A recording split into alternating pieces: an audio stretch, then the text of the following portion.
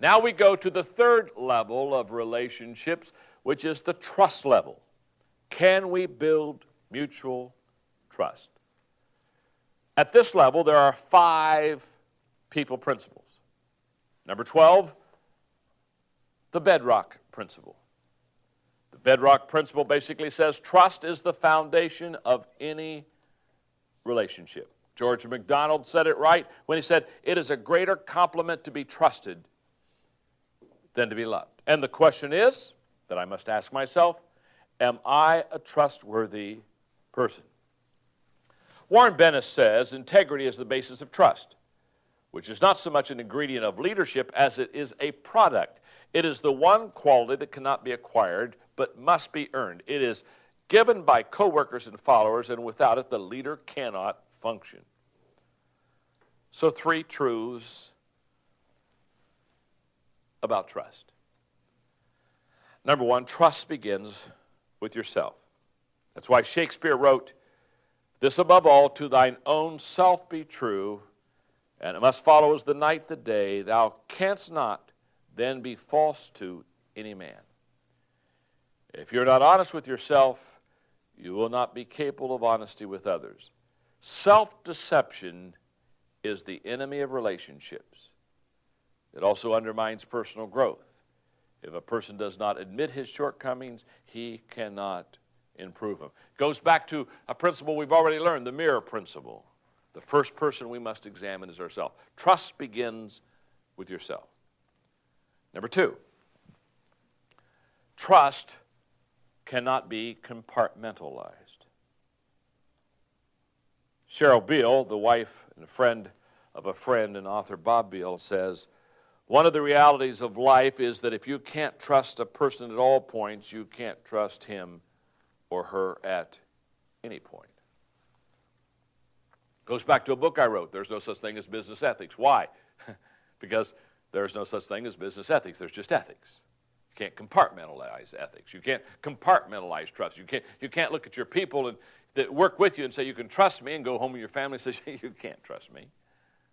It's got to be trust in all areas. Thirdly, trust works like a bank account. Mike Abershoff, author of It's Your Ship, states, trust is like a bank account. You have got to keep making deposits if you want it to grow. On occasions, things will go wrong and you have to make a withdrawal. Meanwhile, it is sitting in the bank earning interest. It's a great comparison. You've got trust is like a bank account. You've got to be putting something in.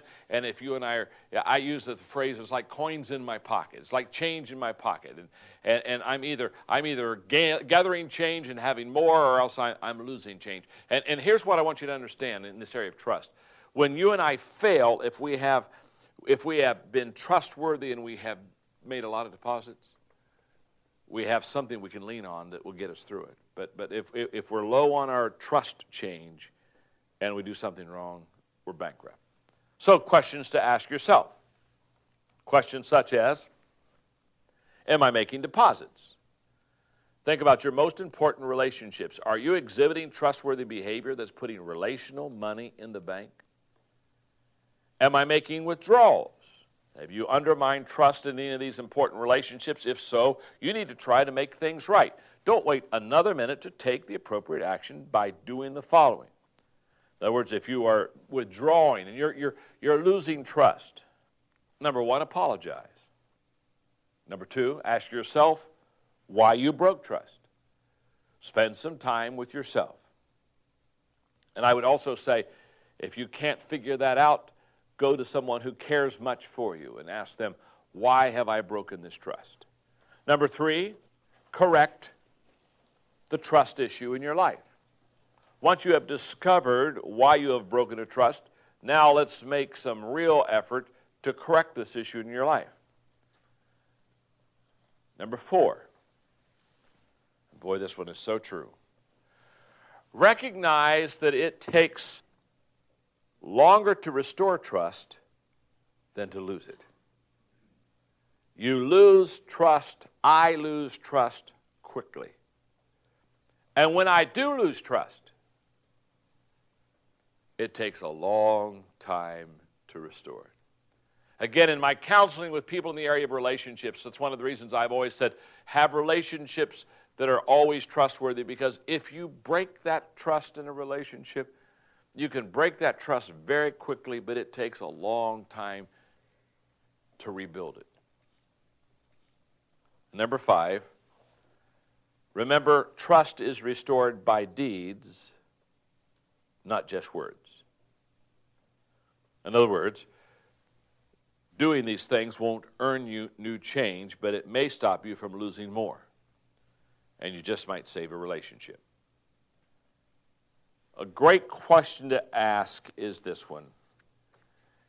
Am I compounding my trust? Mike Krzyzewski, the head coach in basketball at Duke University, offers this advice. If you set up an atmosphere of communication and trust, it becomes a tradition. Older team members will establish your credibility with newer ones. And even if they don't like everything about you, they still say he's trustworthy, he's committed to us in a team. Back in 1978, I had a friend that has been one of my mentors throughout life. His name is Tom Philippi. And I was very, very young and starting to get a little bit of success. And Tom sat down with me one day, I'll never forget, over dinner, and he said, John, he says, you're doing good. And he said, you're going to do very well. And he said, one of the issues that you're going to have that will be the most difficult as you get successful is you're going to always be asking yourself, who can I trust? Why are they around me? What do they want? What's in it for them? And I'll never forget, he looked at me and he said, I just want you to know that as you journey in your life, I will always be a trustworthy person for you. You will always be able to trust me. And now that was said to me, oh my goodness, that was said to me in the 70s. That was said to me 30 years ago. And I have found that Tom to be exactly that kind of a friend. It's been tested. His trust has been tested dozens of times. And he's never violated it. And it's been a great encouragement to me to be also that kind of a trustworthy friend to someone else, somebody that they can just trust. In closing on this People Principle, writer and chaplain to Queen Victoria, Charles Kingsley, said, a blessed thing it is for any man or woman to have a friend, one human soul, whom we can trust utterly. I love this phrase right here. Who knows the best and the worst of us, and who loves us in spite of all of our faults. Whew. That's a major statement. People Principle number 13. The situation principle. Never let the situation mean more than the relationship. The question I must ask myself is, do I sometimes put the situation ahead of my relationship? I one time had a friend of mine tell me it's more rewarding to resolve a situation than it is to dissolve a relationship, and that is so very, very true. You know, when you and I take our marriage vows and we get married, of course, again, you can talk no sense into them. So they're just holding hands and thinking about the wedding cake, and it's hello. But there's a reason in those vows that we talk about for better or worse, for richer, for poor. Now you see, again, I don't think they do any good because we're all thinking for better, for richer. I mean, it's just kind of worthless. But you're trying to help them understand there is a downside in making commitments. Now, the good news is, although you can't do much about it that day, they will very quickly find the other side. They'll very quickly realize that there's as much worse sometimes as there is better, and that life is difficult. Now, here's what I want you to understand. Situations that occur, it's those situations and how we handle those situations that will either draw us closer in our relationship or it will begin to separate us in that relationship. So in your notes, take a moment to think about your relationships and now look at the following list and determine which words best describe them. And you can see the bad ones are on the left and the good ones are on the right. Volatile or steady, deceitful or open, selfish or mature, draining or refreshing, insecure or secure, manipulating or accepting, conditional or unconditional, breaking or bonding. The column on the left describes interaction where the relationship fluctuates with the situation. Boy, that's so true. The column on the right describes interaction where the relationship is rock solid regardless of the situation. In my book, Today Matters, I write, successful people make right decisions early, and then they manage those decisions daily. And to keep your perspective and prevent you from allowing the situation to become more important than the relationship, you can ask yourself several questions. I suggest you start with these 4. Do I see the big picture or just the bad picture?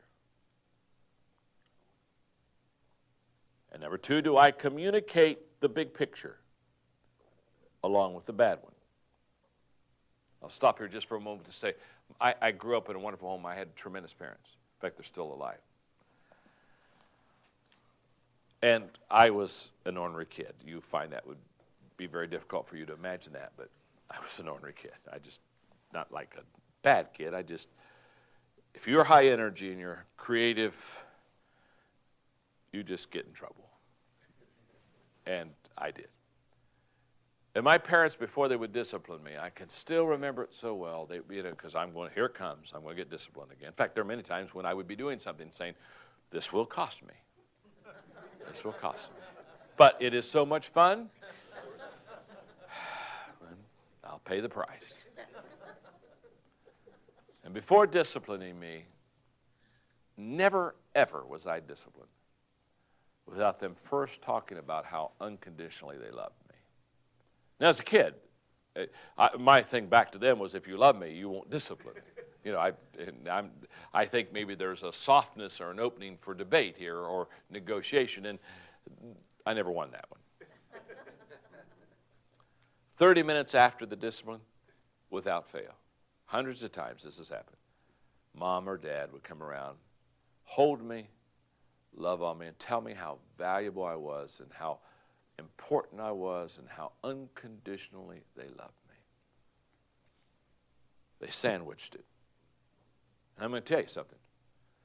My self-image and who I am and what I think about myself is wrapped up in that ability to see the big picture, to have a total perspective, to never allow the situation to become more important than the relationship. Question number 3.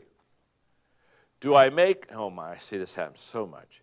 Do I make too many situations a life or death issue?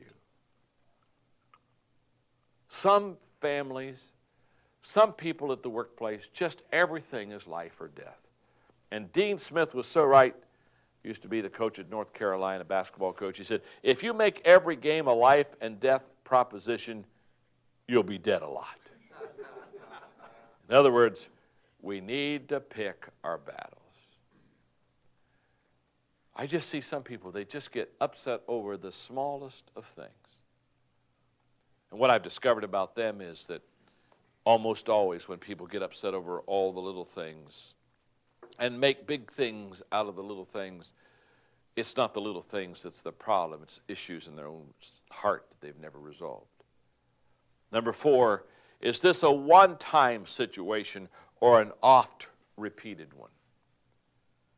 There's a big difference between a situation that occurs once and one that occurs again and again. Both affect the relationship and both require commitment. However, a recurring issue will need the commitment from all parties involved to sustain the relationship and ultimately change the situation. But if it's a one-time deal, Be careful. Don't, again, let the situation mean more than the relationship. People principle number 14. The Bob principle. When Bob has a problem with everyone, Bob is usually the problem. Boy, that's the truth. Alexander Pope says, all seems infected, that the infected spy, as all looks yellow to the jaundiced eye. The question I must ask myself, am I Bob? Because it's so true. If Bob has a problem with everyone, usually Bob's the problem. And all of us, as we're taking these notes and listening to this relationship teaching, every one of us know Bob, don't we? Huh? I mean, just, no matter where he is, there are problems. Or, not always Bob, it can be Bobetta. Okay. So how do you know Bob when you see him? Number one, Bob is a problem carrier. He just is. He carries problems with him. You have mail carriers. You understand?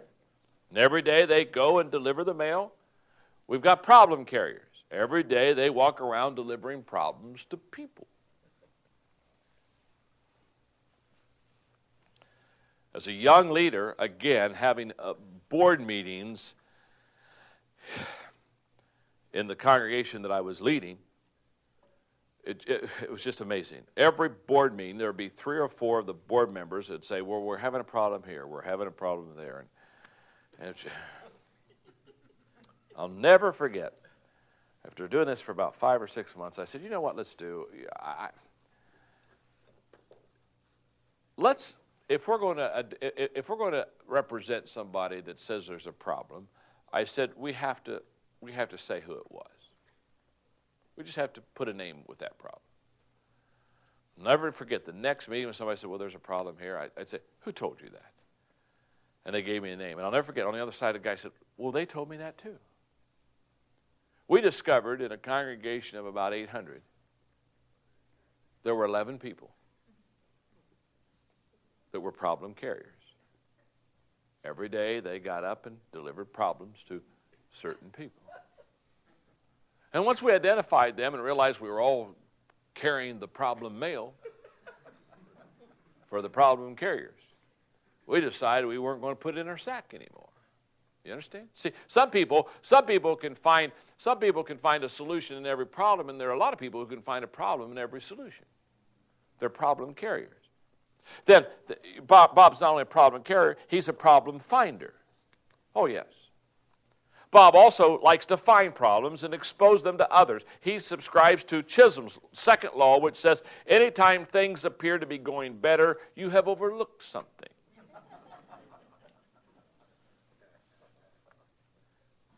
Thirdly, Bob is a problem creator. Yes, he is. In fact, I've often said that people basically carry 2 buckets around with them. And when a problem breaks out, they either have a bucket of water or a bucket of gasoline. And when that little fire, starts to spark a little bit, they either take that bucket of water and smother it out, and it's just been nothing but a whiff of smoke, or else they take that bucket of gasoline, and when they get done with the little deal, it's a big deal. I mean, there are just some people, no matter how little the problem is, when they're done with it, you've got a disaster. It's their gift. And then Bob is a problem receiver. He's not only a carrier, finder, and a creator. He receives problems. He's like the lady. True story, great story. In San Diego, when I went to a congregation there, there were just some problems there were just several groups of ladies who seemed to have problems. I'd bring them in and I'd talk to them. And after talking about 12 different groups, all of a sudden it hit me one day that there was one lady. Every time I brought a group in, there she was. And all of a sudden it hit me. So I called her in, and I'll call her Bobby. And I said, Bobby, I said, I've just noticed that every time there's a problem, you are in the midst thereof.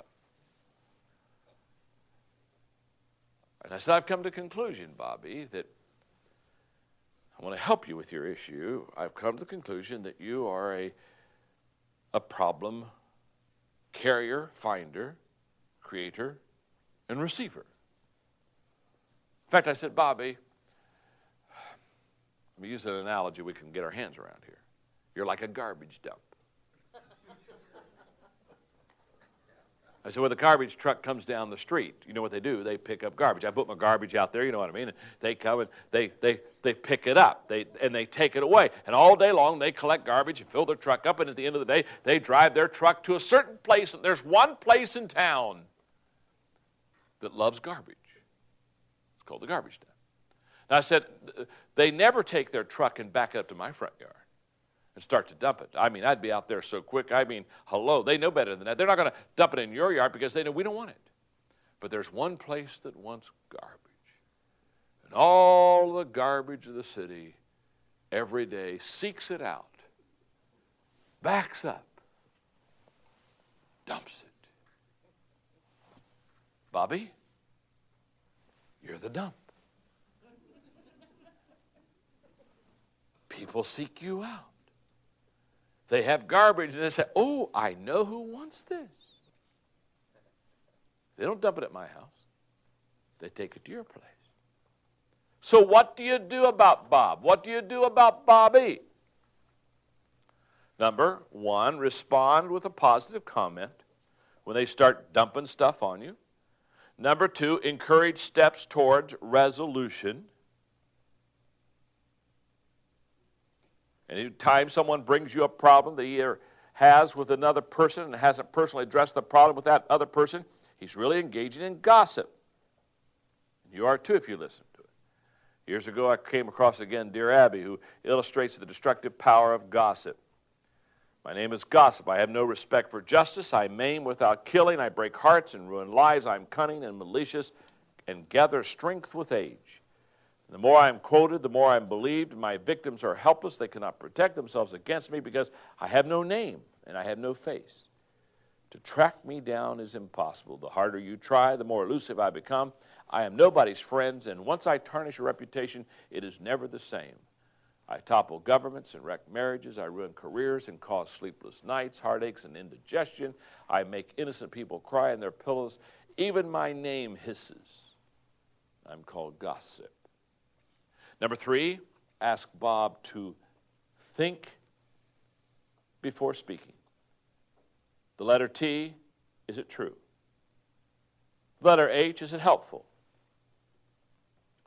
The letter I, is it inspiring? The letter N, is it necessary? And the letter K, is it kind? And one more thing. Number four, keep Bob away from others. As much as possible, isolate Bob. If necessary, give a Bob alert.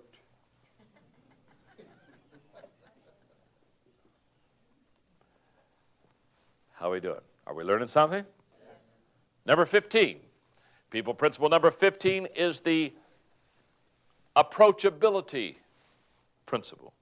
The approachability principle says, being at ease with ourselves helps us be at ease with others. In fact, we can give no greater gift to others than putting them at ease.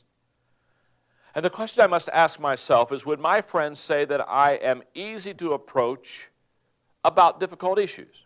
People miss many opportunities for connection and the chance to build deeper relationships because they do not make themselves approachable. And notice that I'm purposely using the phrase, make themselves. Approachability has little to do with the other person's boldness or timidity. It has everything to do with how you conduct yourself and what messages you send to others. Years ago, I saw a piece called The Art of Getting Along, which stated, sooner or later, a man, if he is wise, discovers that life is a mixture of good days and bad, victory and defeat, give and take. He learns that it doesn't pay to be a too sensitive soul, that he should let some things go over his head like water off a duck's back. He learns that he who loses his temper usually loses out, that all men have burnt toast for breakfast now and then, and that he shouldn't take the other fellow's grouch too seriously. He learns that carrying a chip on his shoulder is the easiest way to get into trouble, that the quickest way to become unpopular is to carry tales of gossip about others, that buck passing always turns out to be a boomerang, and it doesn't matter so much who gets the credit so long as the job gets done. He learns that most others are as ambitious as he is, and that they have brains as good or better, that hard work, not cleverness, is the secret of success. And he learns that no man ever gets to first base alone, and that it is only through cooperative effort that we move on to better things. He realizes, in short, that the art of getting along depends about 98% on his own behavior toward others. So how do we put people at ease? Think about all the approachable people you ever met, and I believe you'll find that they usually exhibit the following 7 characteristics. Number 1, personal warmth. They truly like people. Christian Bovee said, "Kindness is a language the dumb can speak and the deaf can hear and understand." Number 2, appreciate the differences in people. Begin to appreciate what makes us different. Again, time out for a moment. Huge lesson that I had to learn. For so many years, I wanted to make people like me. And I would look and say, why aren't they like me? And why don't they think like this? And why don't they move a little faster? And this whole process of people should be like me. And I read a book, in fact, my wife and I on vacation one time read a book by Florence Littauer entitled Personality Plus. And it talked about the different temperaments of people, and it was the most eye-opening book for me. All of a sudden I thought, it's not right or wrong, it's preference. And it began to teach me to appreciate the differences of others. And what I found about people that are approachable is people that are approachable are very understanding and appreciative of the uniqueness and difference of other people. Number 3, consistency of mood. If you want to be approachable, your mood has to stay the same. Haven't we all worked with someone or for somebody that was moody? And we didn't know how to approach him, and it's kind of like, boy, I really need to ask him something, or I need to really talk to him about this project. But, you go by the office and you look in, and if they seem to be having a good day, I'm going to take my shot at it right now. If they seem to have a bad day, so oops, next week, next week. One of the greatest favors a leader can give his or her people is consistency of mood. Just be the same. And one of the things leaders have learned to do is they have learned to delay their emotions. If they're angry, they learn to delay it until an appropriate time. If they're disappointed, they have enough discipline to hold that disappointment until an appropriate time.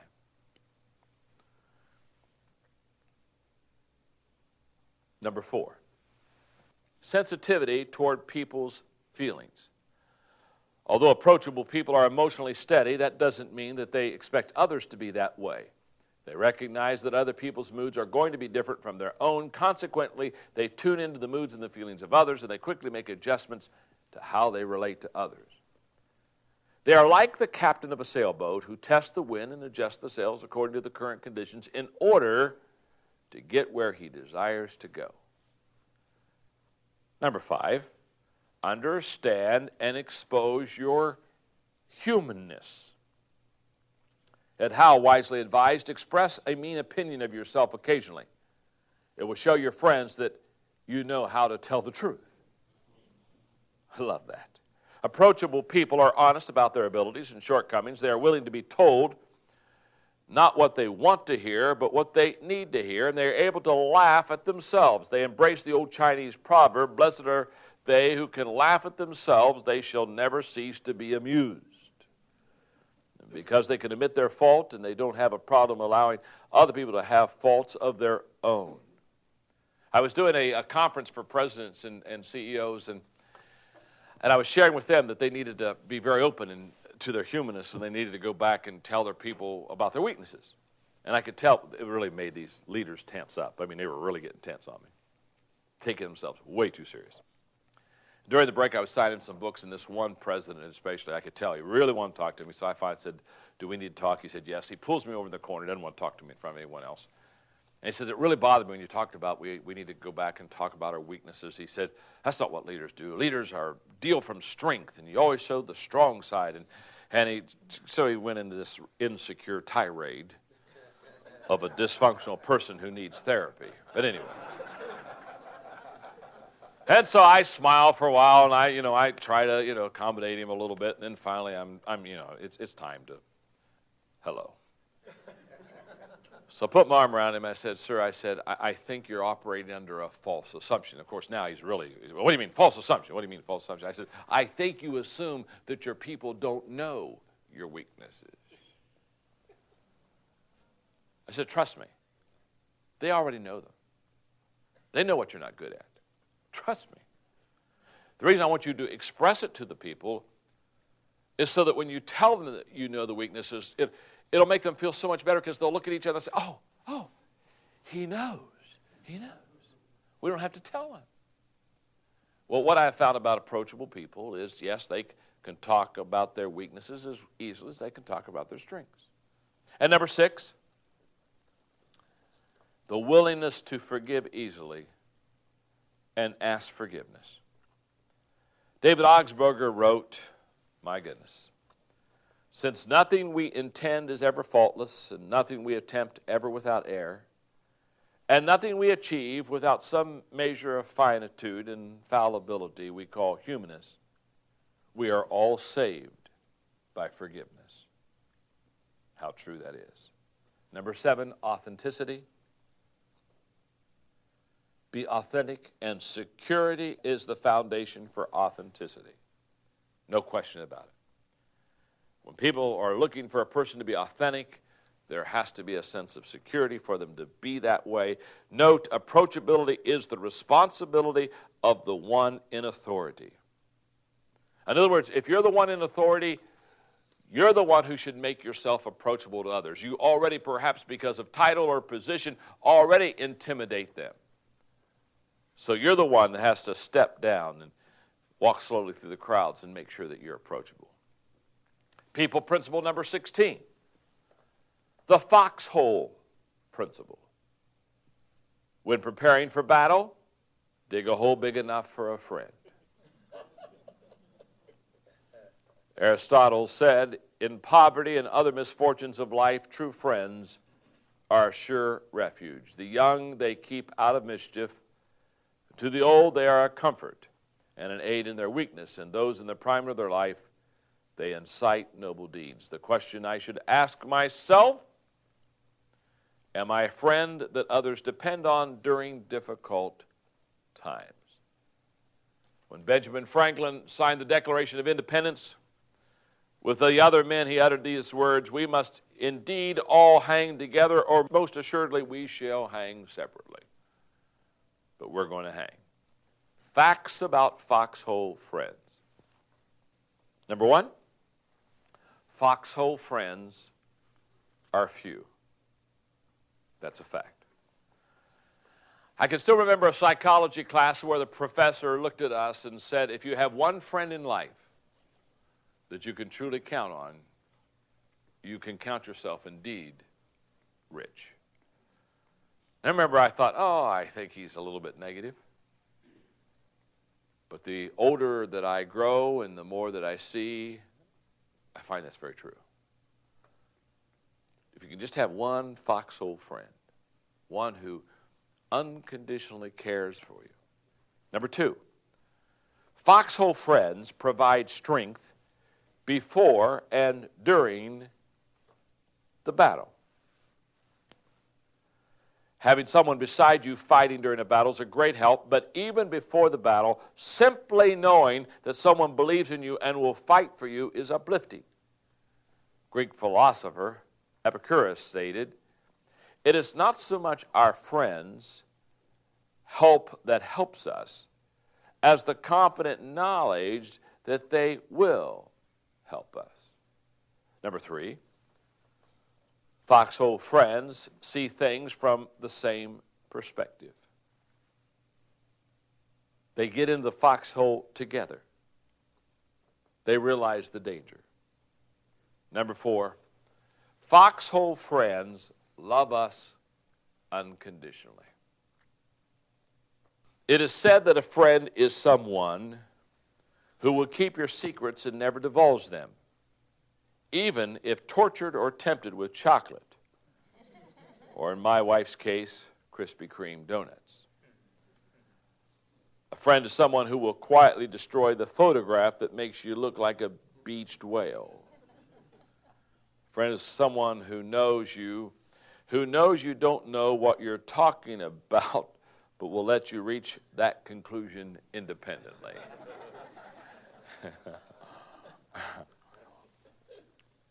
A friend is someone who goes on the same diet with you and off it with you too. Now, we've talked about 5 people principles in this area of trust.